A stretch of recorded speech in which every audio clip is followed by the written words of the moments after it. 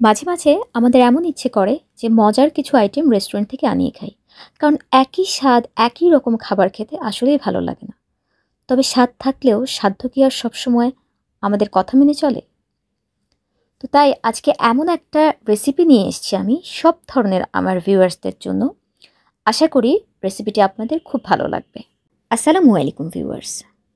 সবার সুস্থতা কামনা করে আমি রোকসানা মায়ের রান্নাঘরে আমি চ্যানেল থেকে একটি সম্পূর্ণ নতুন রেসিপি নিয়ে হাজির হলাম।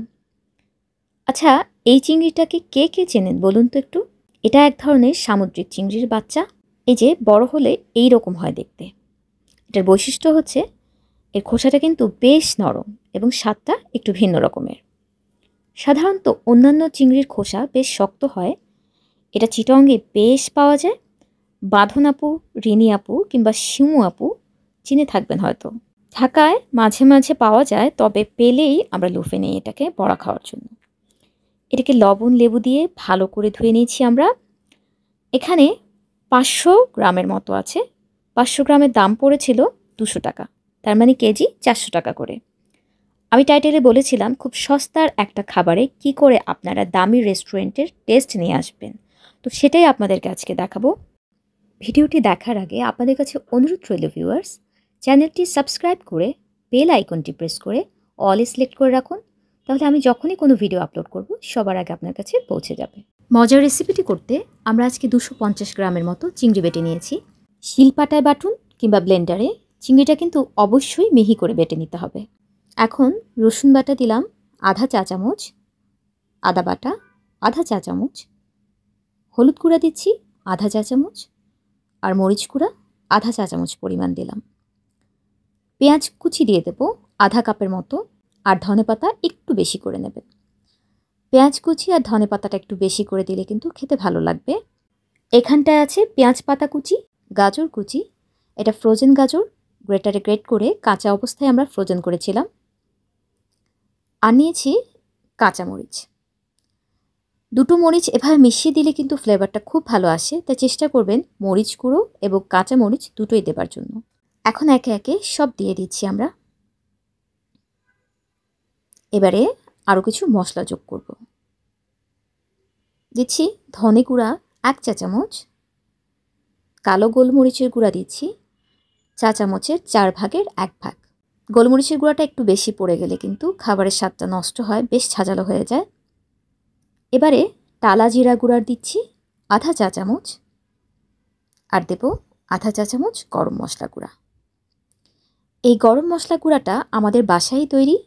এটার একটা পারফেক্ট রেশিও আছে, যেভাবে তৈরি করলে ওই গরম মশলাটা আপনি অনেক কিছুতে ব্যবহার করতে পারবেন এবং যে কোনো আপনার খাবার বেশ সুস্বাদু হয়ে ওঠে শুধু এই গরম মশলা থেকে খানিকটা ব্যবহার করলে। সাবস্ক্রাইব করে চাইলে আমাদের সঙ্গেই থাকতে পারেন, ইনশাল্লাহ কোনো একদিন মশলাটা কী করে করি সেটা দেখিয়ে দেবো আপনাদের। এবারে 2 পিস পাউরুটিকে আমরা পানিতে ভিজিয়ে চিপে নিয়েছি, এটাকে ব্যবহার করব। এখন এটাকে দিয়ে দিচ্ছি আর দেব স্বাদ মতো লবণ। পাউরুটিটা আপনার বাইন্ডিংয়ের কাজ করবে। এছাড়া পাউরুটি দিলে ভেতরে একটা ফুলকো ফুলকো ভাব আসে, জুসি একটা ব্যাপার হয়। তাই চেষ্টা করবেন খানিকটা পাউরুটি দেওয়ার জন্য। পাউরুটি ছাড়াও আমরা আসলে অনেকভাবে চিংড়ি বড়া করি, সেক্ষেত্রে বড়াগুলো খানিকটা চুপসে যায়।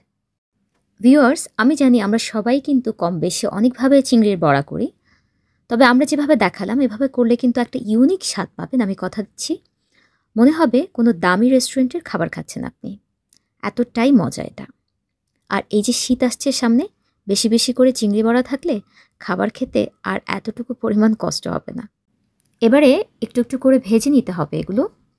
তেল গরমের পর চুলার হিটটা লো মিডিয়ামে রেখে আস্তে আস্তে ভাজবেন, নয়তো বাইরের দিকটা পুড়ে যাবে আর ভেতরটা কিন্তু কাঁচা রয়ে যাবে। ডুবো তেলের দরকার নেই ভাজার জন্য। বড়াগুলো অর্ধেকটা তেলে ডুবে থাকে, এই রকম পরিমাণ তেল নিতে হবে। তবে এর চেয়ে কম তেলে ভাজলে কিন্তু বড়াগুলো চুপসে যাবে, ফুলতে চাইবে না। এক পাশটা মোটামুটি এমন কালার চলে এলে উল্টে দেবেন। এভাবে একটু ঘুরিয়ে ঘুরিয়ে ভেজে নিতে হবে সবগুলো বড়া। দেখেছেন মাশাআল্লাহ কেমন ফুলেছে, তাই না? তো একটা ব্যাচ ভাজা হয়ে গেলে আমি আপনাদের সার্ভ করে দেখিয়ে দেবো ইনশাআল্লাহ। আগে থেকে চিংড়ি পেস্টটা করা থাকলে মেহমান এলেই চট জলদি এই দামি ডিশটা রেডি করা যায়। পোলাও খিচুড়ি সাদা ভাতের সঙ্গে যেমন বেশ লাগে, তেমনি রুটির সঙ্গেও আমরা খাই। তো আমাদের একটা ব্যাচ কিন্তু ভাজা হয়ে গেছে, আমরা এখন এগুলোকে তুলে নিচ্ছি। এখন জাস্ট গরম গরম এটা পরিবেশন করব, আর সব ভাই বোনেরা লাফিয়ে পড়বো এটার উপর। আরেকটা ব্যাচ মার ভাজা হয়ে যাচ্ছে, ততক্ষণে আমরা কিন্তু আর দেরি সহ্য করতে পারবো না। আপনাদেরকে একটু দেখিয়ে দিচ্ছি কেমন আসছে লুকটা। তো ভিউয়ার্স, আমি তো একটা সস্তার মাছকে কি করে রেস্টুরেন্টের স্বাদ আনবেন সেই পদ্ধতি দেখালাম। আপনারা যদি ওই চিংড়িটা না পান, যে কোনো চিংড়িকে একটু মিহি করে পেস্ট করে বেটে নিলে অথবা খোসা ছাড়িয়ে যদি বেটে নেন, তাহলে কিন্তু এইরকমই টেস্ট পাবেন। ভিডিওটি ভালো লাগলে লাইক, কমেন্ট, শেয়ার করে আমাদেরকে উৎসাহিত করতে পারেন। এবং আমি চেষ্টা করব আমার এই চ্যানেলের মাধ্যমে আমার মায়ের মজার মজার রেসিপিগুলি আপনাদের সামনে শেয়ার করার জন্য। এবং সবাই আমার জন্য দোয়া করবেন। আজকের মতো আমি রুকসানা এখান থেকে বিদায় নিয়ে নিচ্ছি। আল্লাহ হাফেজ।